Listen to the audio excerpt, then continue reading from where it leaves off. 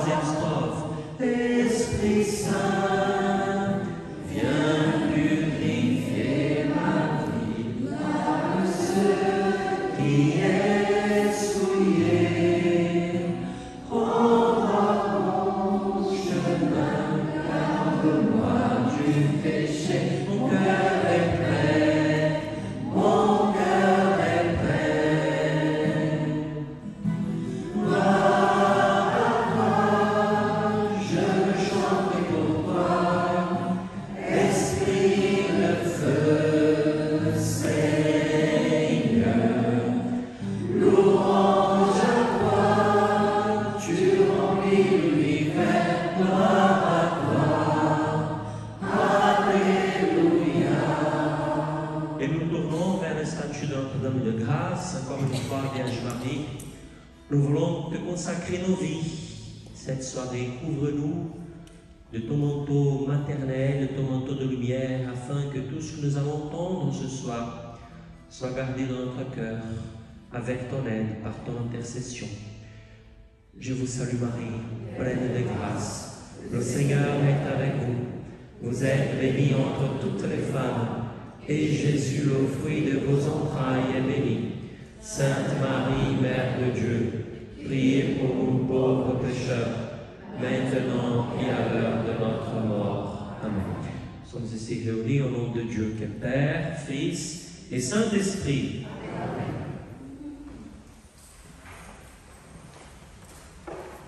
Voilà. Aujourd'hui, nous n'allons pas respecter l'ordre de notre livret parce que nous allons parler de la cénodoxie et de l'orgueil. Et nous allons en fait partir à la fin du livret, à la page 39. Et voilà, après, dans la suite, c'est l'orgueil.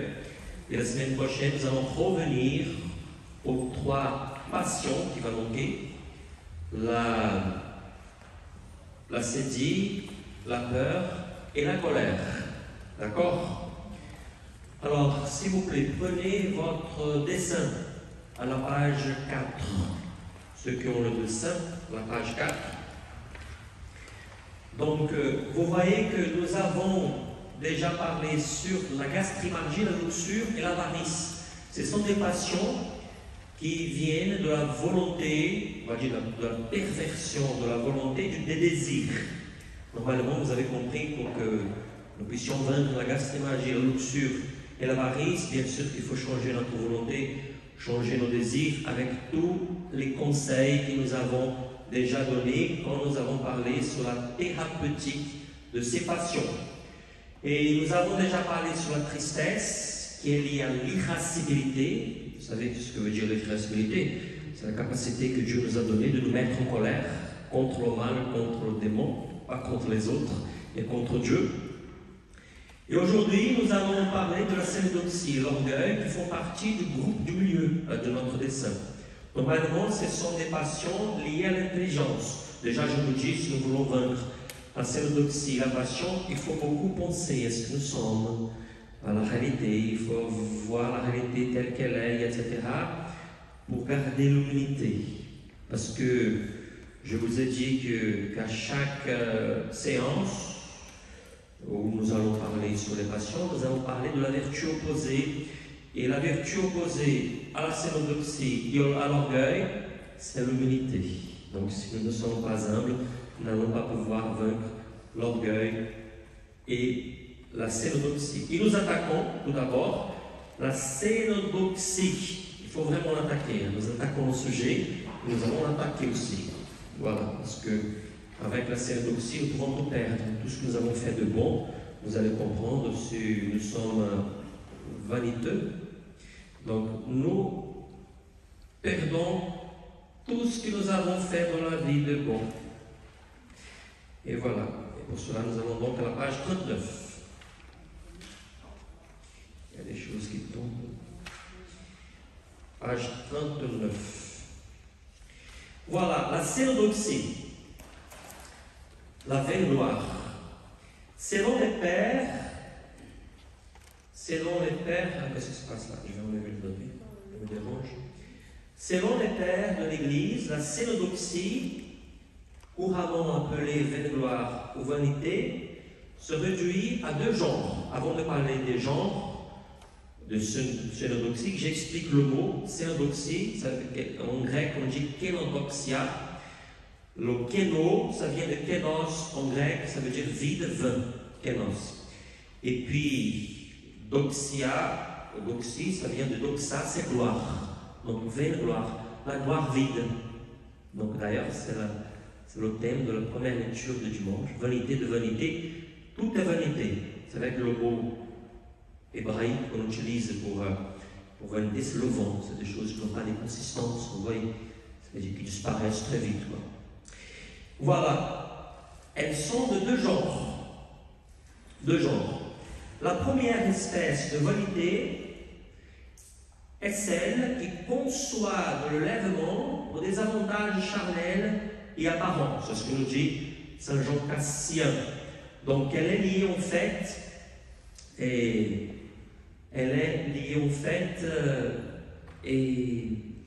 on va dire à l'aspect physique, à ce que se voit davantage. Donc on va dire que c'est la cénodoxie qui est propre et qui atteint toutes sortes de personnes, surtout celles qui ne mènent pas une vie spirituelle profonde, parce que la plupart des gens, voilà, ils sont vaniteux, donc la plupart des personnes sont vaniteuses, c'est comme ça qu'on dit, je pense, en français.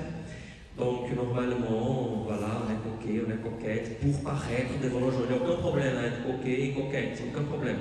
Et le problème de la vanité, c'est quand la personne, voilà, elle veut des belles parures, elle veut se faire belle, etc., pour être admirée par les autres, pour recevoir la louange des autres. Elle est tout le temps en recherche de ces choses-là. C'est le premier genre de cénodoxie. Voilà, c'est la forme la plus grossière de cénodoxie. Elle consiste à se montrer fier et à se glorifier de biens que l'on possède ou on croit posséder. Ça, c'est important. C'est le bien qu'on possède. Peut-être la personne, elle est belle, elle a un beau corps, voilà, c'est une personne qui parle bien, qui a une prestance. Mais parfois, vous comprenez, la personne, elle est vaniteuse, elle pense être belle, elle pense, vous voyez, être la personne la plus... si c'est un homme, il pense qu'il est comme le... Comment ça s'appelle? Il pense qu'il est très fort, tandis qu'il y a un problème de miroir là. Ouais, il va un peu... Il augmente un peu, on va dire, sa forme corporelle, etc. Vous voyez, c'est quelque chose que... Ça veut dire on se glorifie des biens que l'on possède ou croit posséder. Et à désirer d'être vu. Le problème de la cénodoxie, c'est ça. C'est très important pour comprendre la différence entre la cénodoxie, la vanité et l'orgueil. Parce que l'orgueil, nous allons voir dans le deuxième mi-temps, c'est une passion liée à soi-même. Ça veut dire que l'orgueilleux, normalement, il ne cherche pas à recevoir les éloges des gens, il n'en a pas besoin. Ça veut dire celui qui se loue lui-même. C'est dans le sens où j'ai mon sens, moi-même, vous comprenez? Normalement, dans la liturgie, on a le sens. C'est l'Église, en fait, qui encense Dieu, qui encense la présence de Dieu à travers la parole, dans le prêtre, dans l'assemblée. Mais l'orgueilleux, il est en train de s'encenser lui-même. Je suis beau, etc. Voilà, il pense tout le temps à ce qu'il a fait, etc. À ce qu'il est, comment il a fait les choses. Tandis que dans la vanité, ça veut dire l'orgueil, souvent il va avec la vanité. Nous allons voir que l'orgueil, il est fils de la vanité. L'orgueil est fils de la vanité. Par contre, la vanité est liée au désir d'être vu, admiré par les gens, loué par les gens. Vous comprenez? C'est-à-dire on cherche tout le temps à paraître bien. Je vous dis encore une fois, parce que pour ne pas créer de problèmes, il n'y a aucun problème de s'acheter des beaux vêtements, il n'y a aucun problème de se soigner, d'avoir la bonne philosophie, comme nous avons déjà dit, l'amour de soi-même selon Dieu. Il faut que nous aimions notre corps, il faut que nous aimions la beauté que nous sommes vis-à-vis de Dieu, nous sommes enfants de Dieu. Mais le problème de la vanité, c'est qu'on cherche à être beau pour les autres, simplement, vous comprenez? Pour être, voire meilleur que les autres. Là, quand on parle meilleur que les autres, ça veut dire que là, on touche un peu l'orgueil, vous allez comprendre, vous comprenez? Parce que l'orgueilleux, il se sent plus grand que les autres. Donc, c'est la vanité, elle est liée à l'orgueil. C'est pour cela qu'on aborde les deux passions ensemble. Je bois un coup. On vient de la mer, du coup, on a beaucoup nagé avec le Père Raphaël. Après avoir, aujourd'hui, c'était chez qui? C'était chez... Voilà, ils sont là, ils sont là. Voilà. Beaucoup. Très bien mangé, hein, après, là. Pour dépenser l'énergie. Mais quand même, on a parlé de la gourmandise à table, n'est-ce pas? Voilà, c'est bon, je suis satisfait. Voilà. On ne sait pas surveiller, hein. C'est vrai, au début on a dit on ne va pas se surveiller, voilà, on va manger, voilà. C'est très bon, exquis. Voilà, à désirer d'être vu, considéré, admiré, estimé, honoré, loué, voire flatté par les autres hommes, vous comprenez? Ça, c'est la vanité. C'est-à-dire qu'on cherche tout le temps. Nous avons parlé de la tristesse hier. Vous savez que le vaniteux, normalement, la vaniteuse, c'est quelqu'un qui, s'il n'est pas admiré, s'il n'est pas loué, normalement il est triste. Parce qu'il est attaché aux éloges, il est attaché aux honneurs. Et normalement il est triste. Vous voyez, la tristesse, elle est un peu liée à la vanité, quoi. Voilà, si on ne m'appelle pas, si je ne suis pas important, si je n'ai pas d'importance dans cette paroisse, je suis triste. Si monsieur le curé ne me regarde pas, s'il ne me dit pas merci, voilà, je suis triste. Il faut dire merci, bien sûr.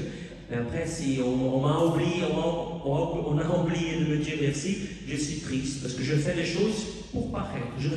Je ne fais pas les choses pour Dieu, parce que c'est mon obligation. Je fais pour recevoir des éloges, vous comprenez? Et ça, c'est dangereux, parce que le Christ nous a dit dans l'Évangile, nous allons y arriver, que quand on fait quelque chose, il ne faut pas faire avec cette intention, parce que sinon nous avons déjà reçu notre récompense. Oh là là! C'est pour ça que je vous dis, la synodoxie, ça peut, j'ai des expressions qui me viennent au portugais, donc ça, voilà, avec la synodoxie, nous pouvons tout perdre. Et nous étions, le vaniteux peut ainsi se glorifier et désirer l'admiration d'autrui pour les dons que la nature lui a octroyés, comme la beauté réelle ou supposée, comme je vous ai dit. Parfois c'est la beauté réelle, parfois c'est supposé. Hein. La personne voit un acteur très beau, un artiste, et puis il croit qu'il ressemble à cet acteur, à ce chanteur, à cette chanteuse, et tout le temps il marche dans la rue en se pensant être celui-là, etc., qu'il a vu dans un film, etc. C'est vrai, hein, c'est une maladie, quoi. Il y a un problème vous comprenez, le vaniteux, normalement, il va fausser le réel, quoi. Vous comprenez, pour se croire beau devant les gens, etc. Dès son corps, donc ça peut être la beauté, son corps, sa voix. Alors ceux qui chantent, attention, parce que quand nous chantons pour le Seigneur, et nous pouvons chanter par vanité. Voilà, on chante pour qu'à la fin, les gens à la sortie nous disent « Je as très bien chanté, mes félicitations, etc. » Alors pour les prêtres, c'est la prédication, voilà, on prêche, et alors maintenant je vais à la sortie pour recevoir les éloges des gens, voilà. Merci mon Père, la prédication, la prêche était très belle, etc. C'est de la vanité, hein. C'est-à-dire que nous les prêtres aussi, si nous prêchons pour recevoir des éloges, c'est de la vanité. Donc, nous prêchons, voilà, c'est notre obligation, nous apportons la parole de Dieu. S'il y a des éloges après, on prend cela comme un encouragement, on rend grâce à Dieu, parce que c'est Dieu qui nous donne tout, nous allons voir dans la thérapeutique, tout est grâce, et voilà, nous continuons, qu'on fasse des critiques, qu'on fasse des éloges, voilà, tout vient de Dieu, et point. Donc de savoir, par exemple, mais aussi pour son allure, sa prestance, voilà, donc c'est quelqu'un qui est élégant, qui est élégante, et tout ce qui contribue à lui donner belle apparence, vêtements, parfums, bijoux, etc. Il y a un problème de s'acheter des bijoux, de s'acheter des vêtements, du parfum. Il y a un problème? Aucun problème. Mais le problème du vaniteux, de la vaniteuse, c'est qu'elle achète tout ça, ce n'est pas pour elle, pour se faire belle, on va dire, pour Dieu, pour son mari, parce que bien sûr, quand on est marié, c'est important qu'une femme se fasse belle pour son mari, et le mari aussi, hein, parce que parfois les maris veulent que les femmes se fassent belles pour eux, et eux, voilà, ils s'en fichent, on ne va jamais acheter des beaux vêtements, on ne va jamais chez le coiffeur, etc. On ne va jamais acheter un parfum pour qu'elle sente une bonne odeur, etc. Donc vous comprenez, bien sûr que vous pouvez acheter des beaux vêtements, du parfum, des bijoux, pour se faire beau, belle, voilà. Mais tout cela, il ne faut pas que nous fassions tout cela avec le but de recevoir des éloges, d'être flattés, vous comprenez, de se croire les plus beaux du monde, les plus belles du monde. C'est ça le problème de la vanité, vous comprenez. On cherche, dans la vanité, c'est la vaine gloire, on cherche la gloire passagère de ce monde, vous comprenez. On cherche une beauté, on va dire une beauté passagère qui va passer, hein, parce que la beauté corporelle, ça va passer. Hein. D'ailleurs, je me rappelle ouais, ça passe. Je me rappelle d'un prêtre brésilien, un grand prédicateur au Brésil, c'était le père, comment il s'appelle, le père qui est mort, hein? C'est celui qui est mort d'un cancer, le père Léo, hein, qui disait que quand on se marie, normalement, voilà, le jeune couple se marie, ils sont très beaux, très jeunes, il faut regarder le jour du mariage les grands-parents.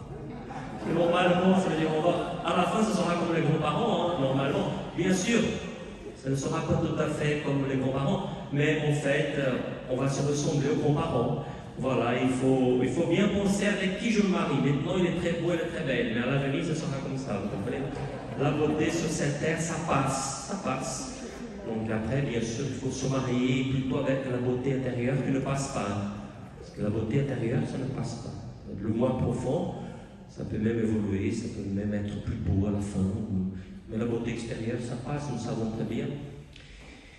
Et voilà, là nous avons fini la première espèce la première espèce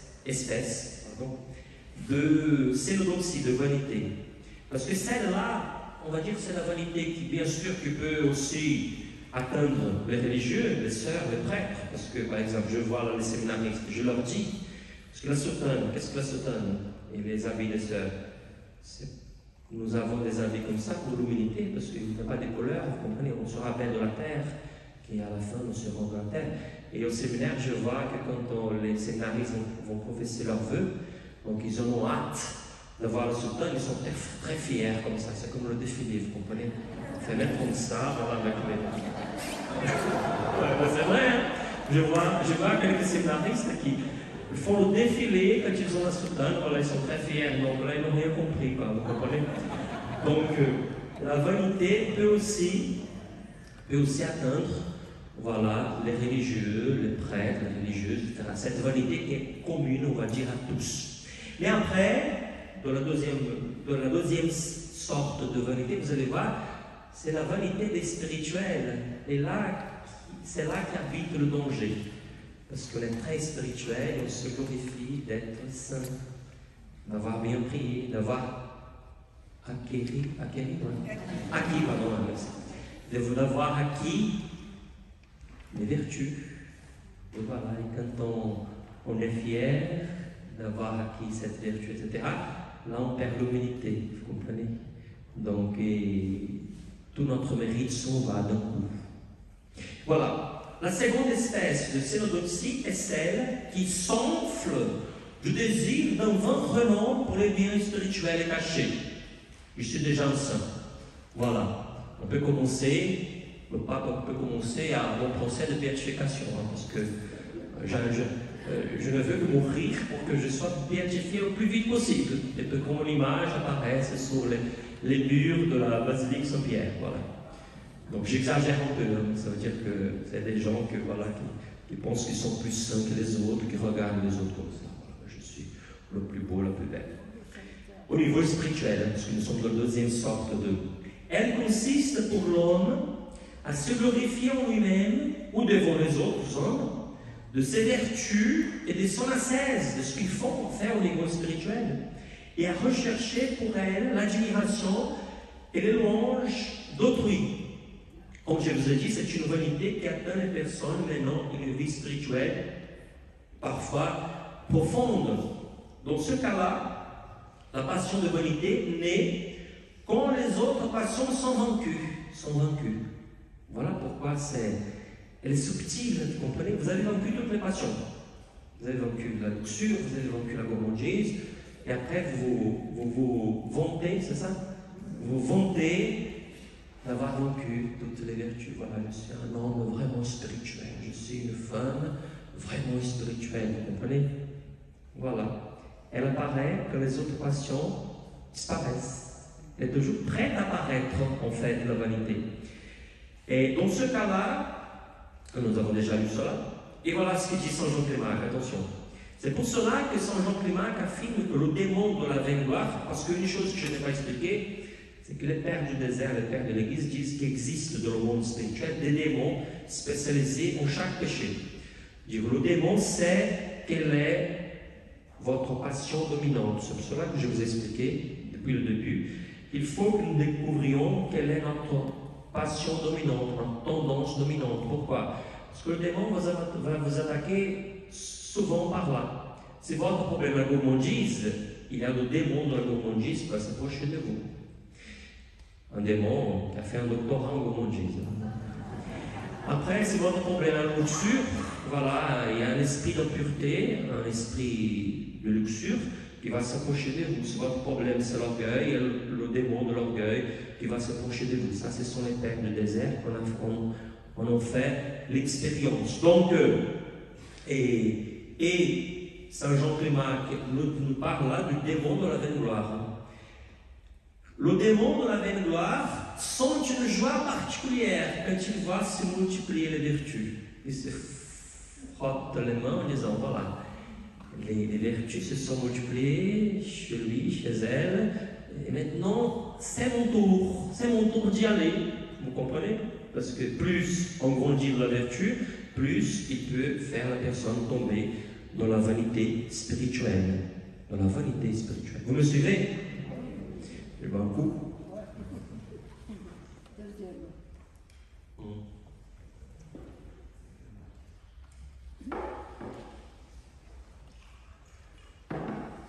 Et voilà, on continue. La vaine gloire est une passion subtile. Attention.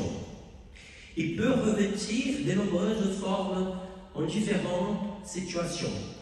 Elle est toujours prête à apparaître. Déjà, quand on arrivera à la thérapeutique, vous allez voir qu'avec la vaine gloire, il faut toujours de la vigilance. Parce qu'elle apparaît toujours.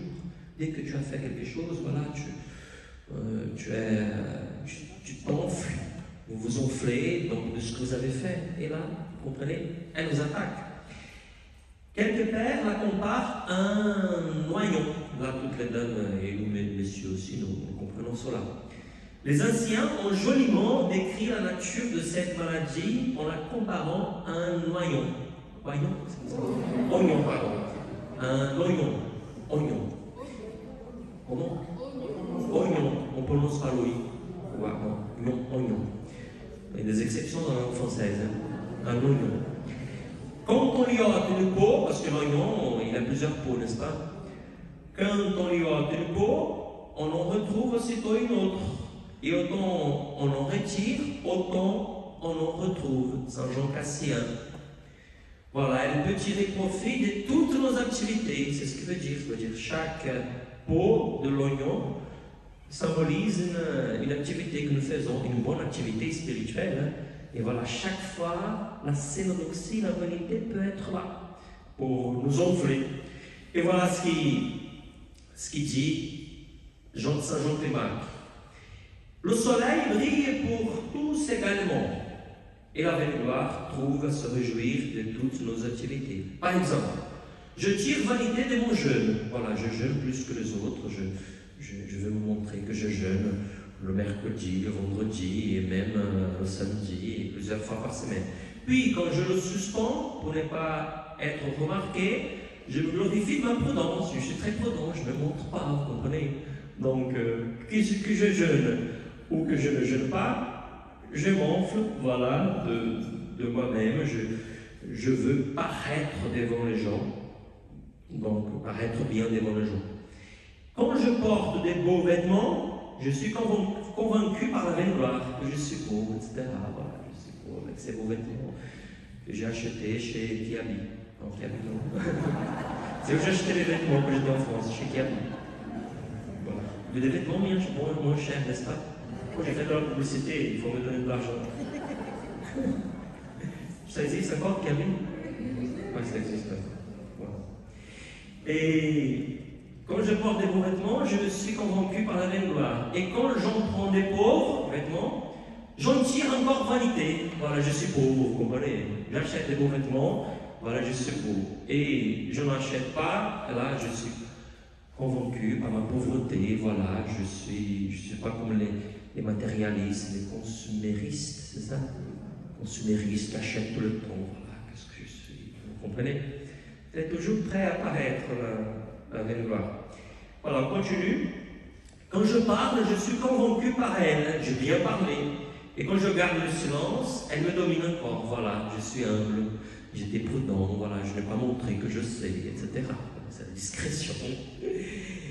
Et il en est d'elle comme de ces pièges de la trois pointes. Donc ces pièges, Saint Jean Clément, peut-être c'est un piège qu'il a connu à son époque, j'imagine qu'ils sont trois lacets, vous comprenez, c'est des pièges de trois lacets qu'on jette comme ça, donc il y a normalement trois ronds pour prendre les oiseaux, les animaux. Donc c'est difficile de savoir de quel piège il parle, donc je pense que c'est ça.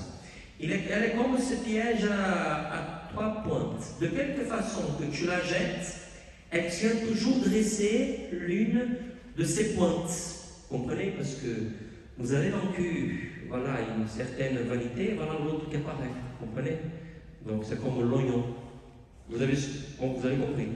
Donc il faut toujours être vigilant avec ce qu'on fait. Nous allons voir dans la thérapeutique, il faut toujours faire attention à l'intention que nous avons, que nous faisons les choses. Voilà, il ne faut jamais tirer un profit vaniteux de ce que nous faisons. Il faut faire tout par notre obligation, parce que par amour, par générosité, et point.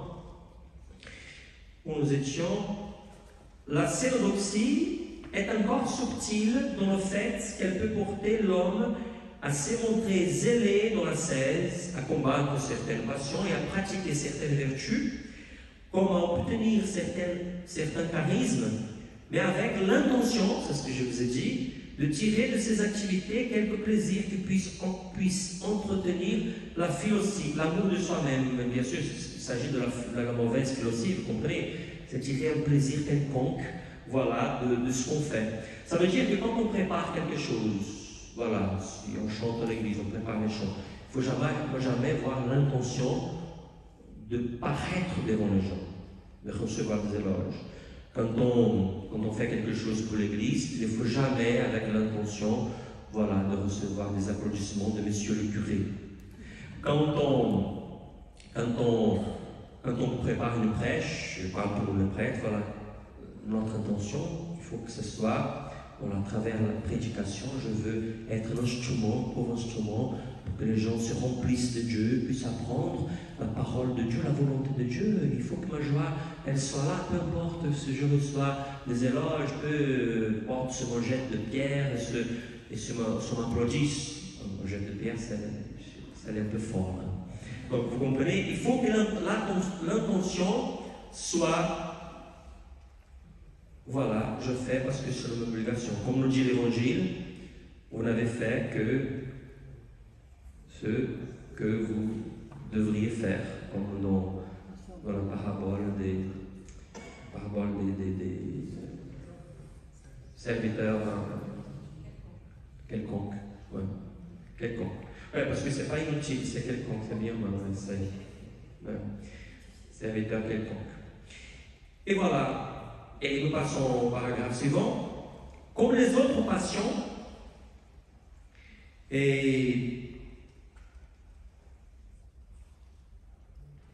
comme les autres passions, dans la cénodoxie, on est aussi, il y a une perversion. Je vais vous expliquer cela. Donc, dans chaque maladie spirituelle, il y a une perversion de la fidélité ou de ce qu'on doit vivre. La perversion de l'attitude naturelle et normale de se glorifier en Dieu. Parce que ça, c'est très important. L'homme a été fait pour la gloire. Hein? L'homme a été fait pour la gloire. L'homme a été créé pour la grandeur. Pour monter. Pour la grandeur de Dieu. Et nous allons comprendre maintenant. Vous comprenez? Parce que dans la veine de gloire, il y a une perversion. On a été fait pour la gloire de Dieu et on cherche la gloire des hommes. C'est ça le problème. L'homme, sous l'emprise de la cénodoxie, pervertit la direction normale de la gloire de Dieu en la détournant vers la gloire humaine. L'homme, sous l'emprise de la cénodoxie, pervertit la direction normale de la gloire de Dieu en la tournant vers la gloire humaine, et que la tradition appelle gloire selon la chair. On ne parle pas de ceux qui se glorifient selon la chair. Je suis un tel, je suis l'enfant d'un tel, etc. Bien sûr, là, il s'agissait des choses auxquelles les Juifs de son époque étaient attachés. Vous comprenez, je suis la généalogie, le fait d'appartenir au peuple de Dieu. Et Saint Paul, bien sûr, il dit ça ne vaut rien d'appartenir au peuple de Dieu, voilà, et de ne pas faire la volonté de Dieu. Vous comprenez? Ça veut dire c'est ces vanités auxquelles nous sommes attachés. Vous savez, mes ancêtres, ils étaient des rois, je ne sais pas, là au Moyen-Âge, etc. Donc c'est la gloire selon la chair. Bien sûr qu'ici, Saint Paul parle de ceux qui se glorifiaient de la loi, de pratiquer la loi, vous comprenez? Parce qu'ils se glorifiaient en fait de pratiquer toutes les prescriptions donc, de l'Ancien Testament et celles qu'ils avaient encore créées à partir de là, et etc. Toutes les 633 lois, 613 lois, ouais, à partir de ce qu'on a déjà dans l'Ancien Testament. Merci. On sait bien d'avoir des théologiens dans l'Assemblée, là, des gens qui ont étudié la théologie comme ça, ils mettent. Et notre âme, naturellement, c'est ce que dit Saint Jean Clément, notre âme, naturellement, a de l'amour pour la gloire. Mais ce doit être pour celle du ciel et non pour celle de la terre. Parce que comme je vous ai dit, la gloire du monde, c'est une gloire qui passe. Vous savez, aujourd'hui on pense à nous, demain on est malade, on est dans une maison de retraite, on nous a oubliés. Et même les grands hommes de l'histoire de l'humanité, je vous ai dit cela, les empereurs, les rois, pour l'instant nous avons leur nom dans le livre d'histoire. Vous savez que le monde va passer. Et leur nom va passer avec le monde. Maintenant, nous avons notre nom inscrit dans le cœur de Dieu. D'ailleurs, hier, je pensais cela avant de dormir. C'est dans les apparitions de Sacré-Cœur à Paray-le-Monial, il dit cela, que ceux qui propagent la dévotion au Sacré-Cœur auront son nom inscrit dans mon cœur pour toujours. C'est beau, hein? Je fais de la publicité pour le mouvement de Sacré-Cœur. Ceux qui propagent la dévotion au Sacré-Cœur auront son nom inscrit dans mon cœur pour toujours. Là, c'est beau, vous comprenez? C'est la gloire de Dieu. Donc, mais la gloire du monde, la gloire de l'histoire, voilà. Je ne dis pas qu'il ne faut pas faire de belles choses, parce que, bien sûr, peut-être, je crois que les saints qui sont passés parmi nous n'avaient pas le désir que leur nom soit dans les livres d'histoire du christianisme, d'histoire générale, parce que nous avons quand même dans le livre d'histoire universelle les noms de certains saints qui étaient importants pour l'histoire de l'humanité. Saint François d'Assise. Et il a marqué l'histoire de l'humanité, mais ne cherchez pas ces choses-là. Il avait cette prière que j'allais vous rappeler. Seigneur, qui es-tu? Qui suis-je? Toi, le très haut, le grand, et moi, un pauvre vermisseau. Voilà, le grand Saint François d'Assise priait comme ça. Il n'avait pas ce désir, et son nom, bien sûr, est dans beaucoup de livres d'histoire. Voilà, on parle de lui, etc., droite à gauche, vous comprenez. Donc je ne dis pas qu'il ne faut pas, vous voyez, que nous nous cachions, nous allons y arriver, vous voyez, je ne fais rien comme ça, donc non. Mais après, il ne faut pas avoir l'intention, vous comprenez. Il ne faut pas chercher cette gloire passagère, c'est, vous comprenez, des honneurs, etc., donc de la vanité, quoi. Tout cela va passer. Mais notre nom, s'il est inscrit dans le cœur de Dieu, ça ne passera jamais. Où nous étions, je me suis perdu un peu du coup. Alors, Saint Paul, c'est ça? Saint Paul s'y réfère implicitement lorsqu'il dit se glorifier en Jésus-Christ, tout en mettant en garde contre le danger qu'il y aurait de se glorifier en dehors de Dieu. Nous n'allons pas prendre tous les textes, parce que ça, vous vérifiez dans votre Bible, parce que sinon, ça va être un peu long. D'accord? Donc, on va aller un peu plus vite. Donc, voilà, il parle de se glorifier en Jésus-Christ, en Dieu, plutôt que se glorifier en dehors de Dieu. La gloire de Dieu est la gloire que l'homme reçoit de lui par sa participation à la gloire dans l'union au Christ. Ça, c'est la gloire de Dieu. Et la gloire de Dieu, finalement, pour Saint Jean, c'est quoi? C'est l'amour de Dieu. Vous comprenez? Et quand Saint Jean parle de la gloire, on voit bien dans son évangile que la gloire de Dieu se manifeste au moment où Jésus meurt sur la croix. La grandeur de Dieu, c'est son amour, vous comprenez? C'est cette grandeur-là qu'il faut chercher. Parce que l'amour, comme dit Saint Paul, ne disparaîtra jamais. Parce que l'amour est Dieu lui-même. Et cela ne disparaîtra jamais. Vous savez très bien que Saint Paul nous dit que même l'espérance et la foi vont disparaître. Parce que nous n'avons l'espérance, la foi que pour ce monde, n'est-ce pas? Parce que c'est l'espérance, on espère quelque chose qui va venir. Et la foi, nous avons la foi parce que nous ne voyons pas encore, comme nous explique Saint Paul. Mais l'amour ne disparaîtra jamais. Donc l'amour, c'est quelque chose de solide. Voilà, c'est la vraie gloire de Dieu, c'est son amour pour nous. Et si nous participons à cet amour, nous avons la vraie grandeur, quoi, qui est la gloire de Dieu, son amour pour nous. La gloire de Dieu, ça nous avons déjà lu, et c'est la seule gloire à être réelle, véritable, absolue, éternelle, la gloire de Dieu. Saint Jean Chrysostome, selon Saint Jean Chrysostome, cette gloire est la gloire propre à la dignité de l'homme. Voilà, c'est la gloire propre à la dignité de l'homme. L'homme, il a été créé par Dieu, tellement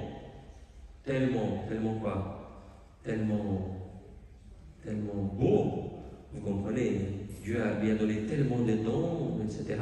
Comme nous dit le psaume 8, il a fait de l'homme un peu moindre qu'un Dieu, le couronnant de gloire et d'honneur, que c'est cette gloire qui est propre à l'homme. L'homme n'a pas été créé pour chercher la gloire passagère de ce monde. Non. L'homme, sa destinée est tellement grande qu'il a été créé pour chercher l'amour avec un majuscule. Et pour Dieu, vous savez très bien que celui qui est grand, c'est celui qui vit dans l'amour, qui sert. Jésus nous a expliqué dans l'Évangile. C'est celui qui se donne aux autres gratuitement. Ce n'est pas celui qui a cette fonction-là. Ce n'est pas, voilà, un président, il peut être grand pour Dieu s'il fait usage de sa fonction pour aider les autres. Mais sinon, il n'est pas le plus grand du pays, vous comprenez? Le plus grand du pays, de la France, quel est le plus grand dans notre pays là? C'est celui qui sert. Bien sûr, c'est Dieu. Mais je dis, la personne la plus grande pour Dieu, au milieu de nous, c'est celle qui sert. C'est celle qui va dans le compte des autres. C'est celle qui aime. C'est ce que Jésus a dit dans le baptême. Hein? Qu'est-ce que Jésus a dit dans le baptême? Qu'est-ce que le Père a dit dans le baptême du Christ? Tu es mon Fils bien-aimé, en toi j'ai mis tout mon amour. Voilà, la gloire de Dieu, c'est celle-là. C'est l'amour de Dieu. Dieu se réjouit que nous vivons dans l'amour. Comprenez? Et dans les petites choses, ne cherchons pas de grandes choses, c'est et dans le quotidien. Voilà ce qui est la grandeur de Dieu. Nous continuons. La perversion qu'opère la vaine gloire ne consiste pas seulement dans le fait que l'homme substitue la gloire de Dieu par la gloire selon la chair, c'est ça aussi, mais aussi dans l'ostentation qui a pour la nature l'aversion aliénante avec laquelle elle manie contre nature pour le mauvais usage toutes les choses de la nature, en falsifiant la vertu et la nature elle-même. Qu'est-ce que veut dire cela? Vous savez, toutes les choses que Dieu a créées, les fleurs, les montagnes, les animaux, voilà, les arbres, etc. Tout cela a été créé pour la gloire de Dieu. C'est pour qu'en regardant tout cela, nous rendions gloire à Dieu. Merci Seigneur pour ces grandeurs, pour les montagnes. Nous montons dans les Alpes, dans les Pyrénées, voilà, on va cet paysage immense là, merci Seigneur pour la planète. Vous comprenez, tout cela a été fait pour la gloire de Dieu. Mais le vaniteux, il peut faire usage de toutes ces choses de la nature, vous comprenez, en les falsifiant pour la vanité. Par exemple, je vous donne un exemple. Les chevaux. Le cheval, c'est quelque chose de bon, surtout dans le passé, on en avait besoin pour se déplacer. Vous savez qu'il y a des gens qui peuvent acheter un cheval pour que dans les réunions de famille, ils disent qu'il est le plus beau cheval, le meilleur cheval de tous, c'est celui qui court le plus vite, vous comprenez? Parce que voilà, que dans la famille, il y a aussi les neveux et nièces qui font le cheval, et lui, il arrive, voilà, c'est mon cheval qui est le meilleur parce qu'il vient de l'Italie, il vient je ne sais pas d'où, etc.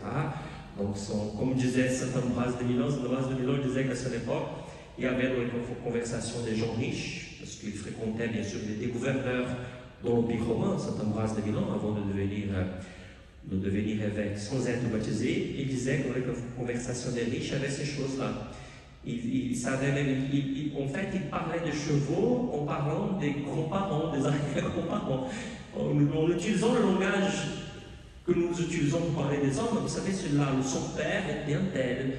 Le grand-père de ce cheval était un tel, l'arrière-grand-père, c'était un cheval qui est venu de Grèce, etc. Vous comprenez à quel point on arrive? Ça veut dire qu'on utilise les choses de la nature qui ont été faites pour glorifier le nom de Dieu, pour se vanter. Voilà, mon cheval le plus beau. Un autre exemple, le jardin. Un jardin, c'est quelque chose de beau. On a le droit d'avoir un beau jardin chez soi. Voilà, pour penser à Dieu, pour recevoir les amis, pour manger.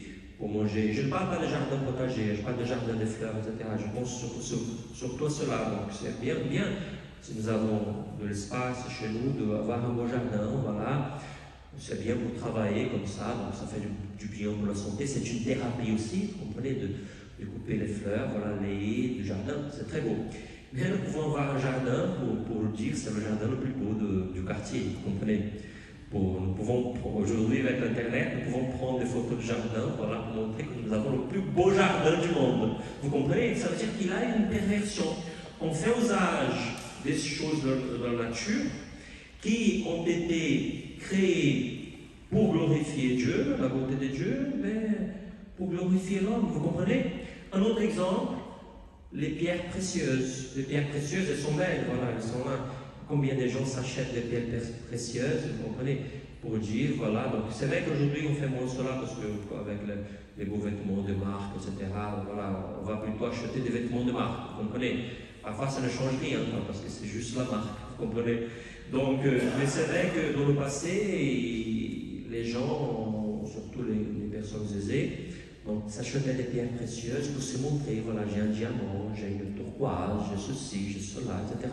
Mais ce sont des pierres qui ont été créées par Dieu, bien sûr. Ces pierres, nous savons quelques-unes, elles sont fabriquées naturellement par la nature, donc à travers des millions d'années, tout ça. Mais bien sûr, tout cela vient de Dieu, vous comprenez, pour glorifier le nom de la nature, doit glorifier le nom de Dieu. Mais l'homme utilise de tout ça, voilà, pour son bien propre, vous comprenez, pour ça, voilà, pour son moi égoïste. Vous avez compris comment le vaniteux peut pervertir même la nature pour paraître devant les gens. L'homme tend naturellement vers la gloire, mais c'est vers la gloire de Dieu, comme nous avons dit, qu'il tend. S'il ne cherche pas la gloire de Dieu, il tendra vers une autre gloire, la gloire du monde, en cherchant à répondre à cette tendance naturelle à la gloire. C'est Saint Jean, chapitre 5, verset 44. Et Jésus nous dit, comment vous voulez chercher la gloire de Dieu si vous cherchez la gloire les uns des autres. Jésus dit à ceux qui ne voulaient pas donc voir la gloire de Dieu qui était prêchée et manifestée par lui à travers sa manière de vivre et qui allait être manifestée sur la croix. Rappelons-nous que la gloire de Dieu, c'est dans Saint Jean, c'est son amour. Donc, et ça c'est important, si nous ne cherchons pas la gloire de Dieu, nous allons chercher la gloire du monde, parce que le Père de l'Église le dit souvent. Comme je vous ai dit, qu'est-ce que la passion? C'est l'absence de vertu. De Dieu, oui, mais de vertu. Donc, s'il n'y a pas de vertu, il y a la passion, vous comprenez? Si nous ne cherchons pas la gloire de Dieu, nous allons chercher notre propre gloire. Et bien sûr que dans notre vie, il faut que nous cherchions la gloire de Dieu. Il faut vivre la devise des jésuites. Je vois que Philippe est là, il aime bien la devise des jésuites, n'est-ce pas? Ad maiorem Dei gloriam. Donc, voilà, si nous ne cherchons pas, et dans tout ce que nous faisons, il faut chercher la gloire de Dieu. La gloire de Dieu, d'abord, dans tout ce que nous faisons. La recherche, voilà, nous continuons. Nous étions, voilà. C'est la même chose, on se retourne. La recherche de la gloire de Dieu, aussi bien que la recherche de la gloire du monde, ont une seule tendance à la gloire, mais orientée dans des sens opposés. Je veux dire, l'homme a la tendance à la gloire. Donc, que ce soit la gloire du monde ou la gloire de Dieu, elles font partie de la même tendance de l'homme à la gloire, mais dans la direction opposée. Une cherche la gloire d'en bas, l'autre cherche la gloire d'en haut. C'est la deuxième lecture du dimanche prochain. Parce que là, ce week-end, ça promet la lecture. C'est la vanité, c'est la vaine gloire, etc. Donc il faut chercher la gloire de Dieu. Nous étions opposés. La première cherche la gloire de Dieu, la deuxième la gloire du monde. Ainsi, ces deux genres de gloire sont antagonistes, exclusives. Ça veut dire une exclut l'autre. Si je cherche la gloire du monde, je ne chercherai pas la gloire de Dieu. Vivons dans l'illusion et dans l'ignorance de ce que les choses de ce monde, avec la gloire qui les accompagne, sont fragiles et provisoires. Au contraire, si je cherche la gloire de Dieu, je ne chercherai pas la gloire du monde. Voilà. Là, nous avons fini l'explication. Maintenant, la thérapeutique. La thérapeutique de la vaine gloire. Qu'est-ce que nous devons faire pour vaincre la vaine gloire? Donc, en expliquant la vaine gloire, nous avons déjà donné beaucoup de pistes. Maintenant, nous allons voir ce que les pères de l'Église disent, comment nous pouvons, qu'est-ce que nous pouvons faire pour vaincre la vaine gloire. La thérapeutique de la cénodoxie n'est pas si simple et s'avère particulièrement délicate, car la cénodoxie, comme nous l'avons vu ci-dessus, est subtile, difficile à reconnaître, s'alimentant même de ce qu'on fait pour la combattre. Il peut même se trouver renforcé par la défaite. La première chose, c'est savoir cela. C'est-à-dire que ce n'est pas un combat facile, parce qu'il est toujours prêt à apparaître, comme nous avons vu. Voilà ce qu'il nous dit Saint Jean Clément. Tous les vices s'étiolent une fois dominés, et lorsqu'ils ont été vaincus, s'affaiblissent de jour en jour. C'est comme ça avec les autres passions. La cénodoxie, une fois qu'on l'a battue, se relève pour combattre plus âprement. Et alors, comme on la croit éteinte, elle trouve dans sa mise à mort un surcroît de force. Je suis encore là, comprenez? Voilà, et elle est toujours prête à apparaître. Les autres vices n'attaquent généralement que ceux qu'ils ont déjà vaincus. Mais celui-ci poursuit, on parle de la cénodoxie, plus âprement ses vainqueurs. Et plus on l'a écrasé énergiquement, plus il profite de la fierté de son vainqueur pour l'attaquer plus violemment. Je suis fier d'avoir vaincu toutes les passions. Voilà, la cénodoxie est là, vous comprenez? Donc il faut faire attention déjà. La thérapeutique devra faire preuve du début jusqu'à la fin d'un grand discernement spirituel. D'abord, discernement spirituel. Être attentif, discerner, voilà, les suggestions qui nous arrivent par rapport à ce que nous avons fait, par rapport à ce que nous sommes, et d'une vigilance constante, c'est ce que je vous ai dit au début. Il faut être vigilant, vous comprenez? Jamais, même si nous recevons des éloges, etc., jamais laisser la vanité entrer. Pour cela, il faut une connaissance détaillée de la passion, de ses multiples facettes, de ses détours et de ses pièges, mais aussi des moyens qui permettent donc de déjouer les ruses. Ça veut dire qu'il faut savoir, parce que chacun peut être vaniteux selon, on va dire, un aspect de sa vie. Alors, pour quelques-uns, ça sera l'aspect physique, pour d'autres, vous comprenez, c'est ce qu'il fait, parce qu'il fait bien les choses, il a étudié, il a un doctorat, il a des connaissances. Donc pour d'autres, ce sera les biens matériels, vous comprenez. Donc ils se vantent d'avoir ceci, d'avoir cela. Donc il faut savoir déjouer les ruses de la vanité. Par exemple, se posons la question, qu'est-ce que ce sentiment que j'ai? Ça ne mène nulle part, vous comprenez. Pourquoi je me vante de mon corps si un jour je serai pâture de verre? C'est dur d'entendre cela, mais c'est la réalité. Et les vers que vous mangez, nous le créons, nous, vous le savez. Nous sommes en train de l'alimenter. Aujourd'hui, vous allez alimenter les vers que vous mangez, n'est-ce pas? Voilà, ils sont là, ils sont là. On le nourrit avec les yaourts, avec la viande, pour qu'ils puissent le manger un jour. Donc, voilà, nous pouvons penser, pourquoi me vanter des maisons que j'ai, des voitures que j'ai? Voilà, si tout cela va passer un jour, qu'est-ce qu'une voiture, qu'est-ce qu'un portable, etc. Vous comprenez? Donc, nous pouvons nous rappeler aussi que tout est grâce. Vous comprenez? Parce que ce que je dis, personne sur terre est plus grand que personne. Parce que je me dis souvent, par exemple, moi, le Père Luciano, c'est vrai que je crois que j'ai une facilité pour enseigner. Mais ma maman était institutrice. Depuis le début, je savais que je n'ai jamais fait le jardin d'enfance. Je suis entré directement au primaire, parce que ma mère m'a tout appris à la maison, quoi. Elle était institutrice, voilà, donc j'ai eu la chance d'avoir une mère institutrice.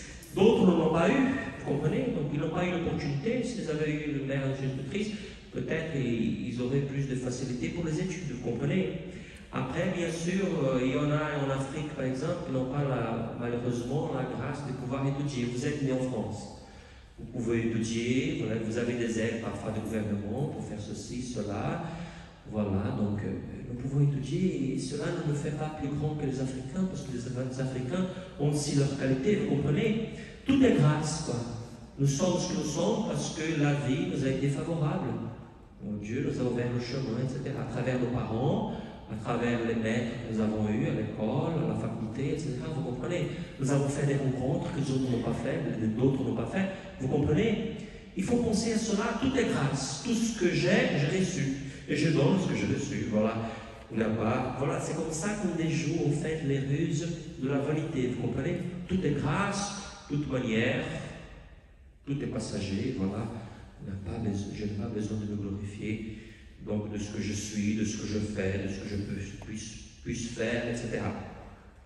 Et c'est surtout par la prévention, je vous ai déjà parlé de cela, la prophylaxie, Et que la cénodoxie peut être endiguée. On ne peut pas la vaincre, elle est toujours prête. On peut l'endiguer, voilà, l'empêcher d'agir.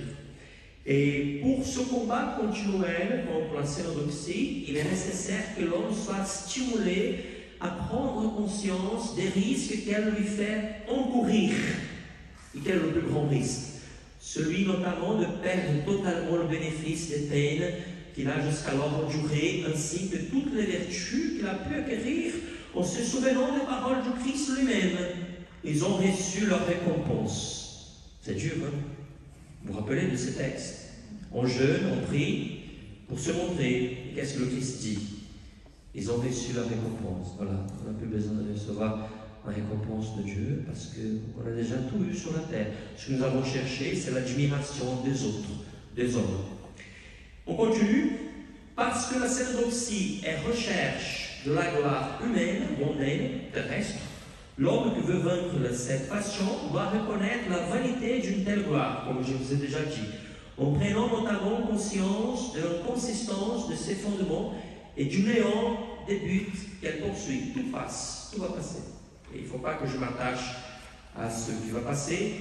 Voilà. Je ne dis pas qu'il ne faut pas vivre sur terre, attention, je ne dis pas qu'il faut partir tous dans des monastères, etc. Donc même les moines et les moniales sur les monastères ne sont pas partis pour fuir, on va dire, pour vivre dans la planète Mars. Donc ce n'est pas pour cela. C'est d'ailleurs pour prier pour nous qui sommes ici pour le combat quotidien, de les paroisses, etc. Donc ce combat qui n'est pas facile, combattre pour nous comme Moïse sur le mont Sinaï. Voilà, donc...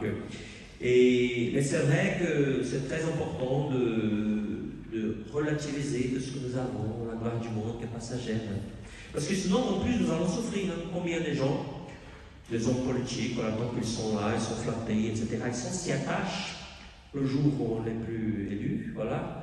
Les gens nous oublient, vous comprenez. C'est comme ça, rappelez-vous des anciens présidents de la France qui étaient là, etc. Où sont-ils aujourd'hui? Il y en a qui ont des procès, il y en a qui, vous comprenez, on ne parle plus d'eux, etc. Voilà, tout passe. N'est-ce pas? Comme les chanteurs aussi. Vous avez déjà entendu des histoires des chanteurs qui sont tombés dans la pauvreté. Au Brésil, on parle souvent des artistes, des chanteurs qui étaient là. Aujourd'hui, voilà, il y en a qui ont un kiosque à la Copacabana pour vendre des choses parce qu'ils ont perdu quand la gloire du monde elle passe comme ça. Parfois, ça dure 1 an, 2 ans, 3 ans, voilà, on vend des disques. Après, voilà, il y a un problème. Et combien tombent nos problèmes d'alcoolisme, de drogue? Voilà, la gloire du monde, c'est une gloire qui passe. Il y en a qui mettent fin à leur jour. C'est vrai. Voilà. On se souvenant aussi de manière particulière de la mort. Pourquoi? Parce qu'un jour on va mourir et c'est très important pour ne pas être vaniteux de penser à la mort, de le penser dans un cercueil, voilà, de penser aux bêtes, aux vers qui vont nous manger, voilà, on s'imagine dans un cercueil. Et aussi, comment ça s'appelle? Alors, nous avons exhumé le corps de ma mère et de mes grands-parents. Le corps de ma mère, il était donc vraiment dans la terre parce qu'il était enterré dans la campagne. Et on l'a enlevé pour pouvoir les mettre avec mes grands-parents vivants. Mais les corps de mes grands-parents, ils étaient vraiment dans le cimetière comme ici à Sufour. Et quand nous avons ouvert la sépulture, donc il y avait là le squelette dans les vêtements avec lesquels ils ont été enterrés. Vous n'imaginez pas comment ça s'appelle ces bêtes qui sont très anciennes, là, qui ont des ailes.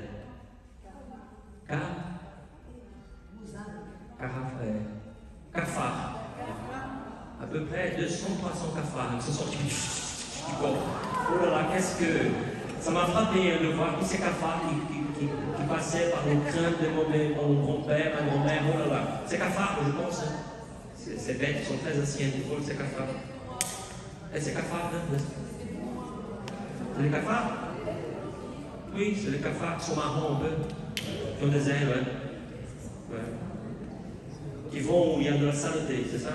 Ouais, normalement. Donc là, il avait, dans le vêtement de mon grand-parent, j'ai vu, là, il a subi plusieurs chirurgies au cœur, donc il y avait même comment ça s'appelle, les cuivres qu'ils ont utilisés, là. Les stènes, ouais, les stènes, c'est les stènes. Voilà, il faut y penser, hein, ça m'a aidé à réfléchir sur cela. Voilà, ma maman, par exemple, elle avait presque rien de son corps. Hein. Il y avait juste les os les plus grands, le crâne, on n'a rien vu. Il y avait par contre, on va dire, comment ça s'appelle, le ruban de l'apostolat de la prière. prière qui était intacte, parce qu'elle était dans le poste de prière, il y avait la médaille du Sacré-Cœur, voilà. Donc ma soeur a lavé, a gardé là comme souvenir. Donc, et voilà notre fin. C'est important de penser à la mort.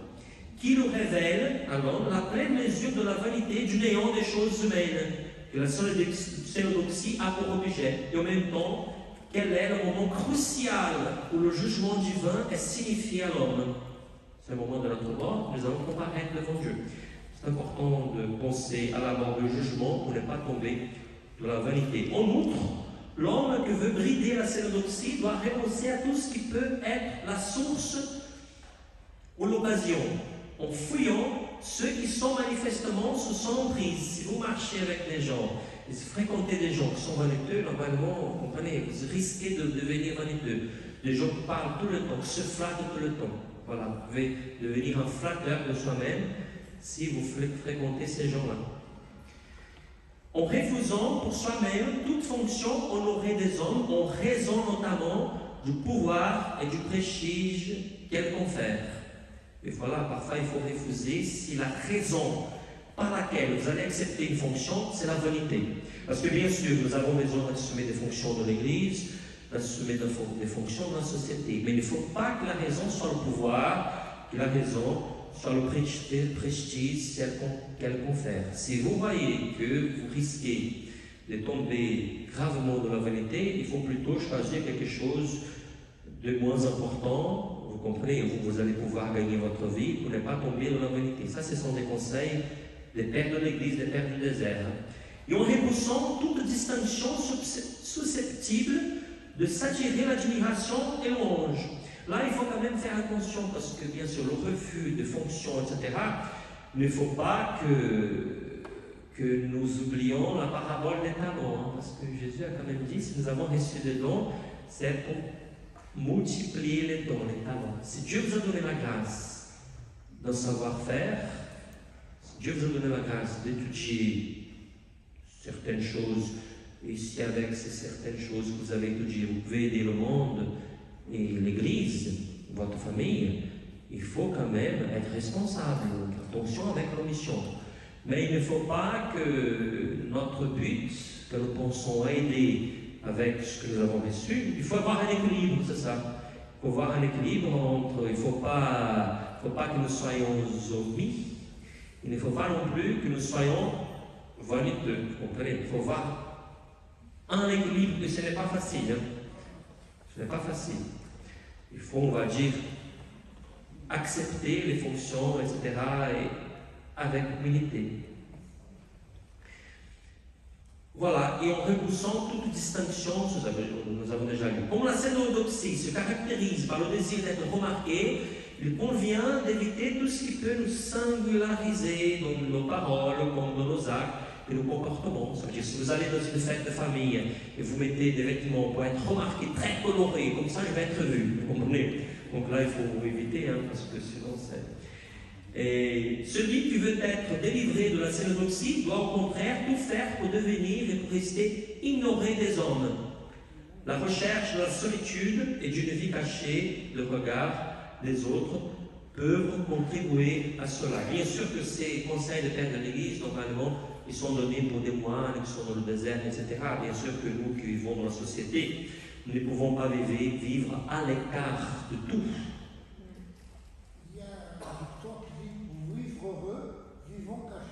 Ah ouais, pour vivre heureux, vivons cachés. C'est vrai, hein? Je veux dire qu'il faut apparaître quand il faut, pour faire ce que nous devons faire, et puis Jésus faisait cela dans l'Évangile.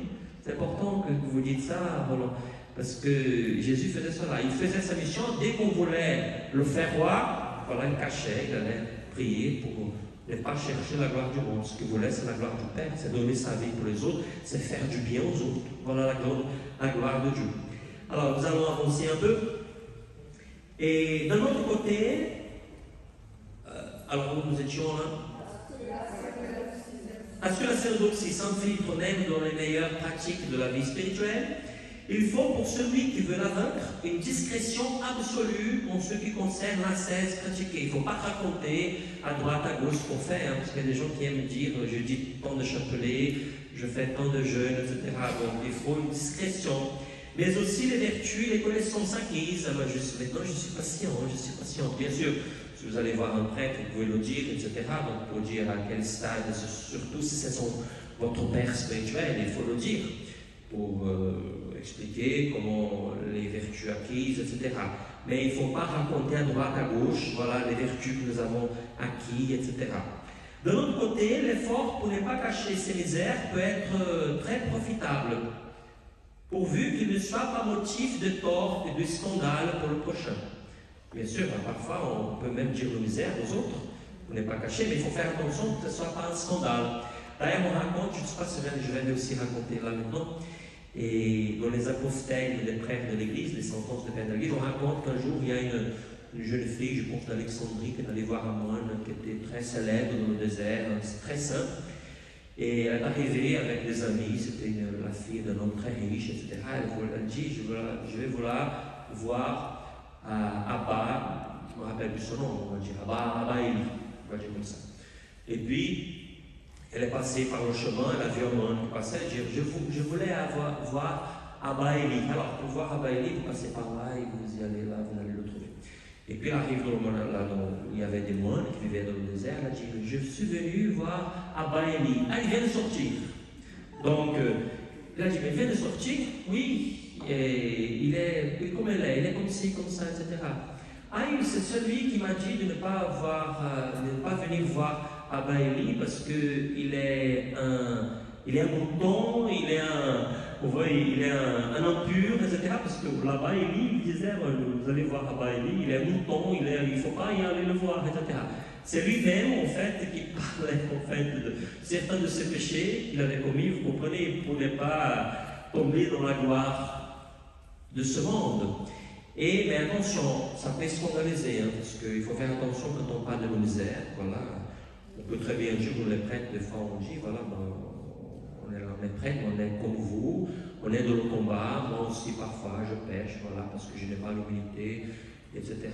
Donc on va avancer un peu, et il faut faire attention donc avec le scandale. Je ne sais pas si vous avez compris l'histoire que je racontais.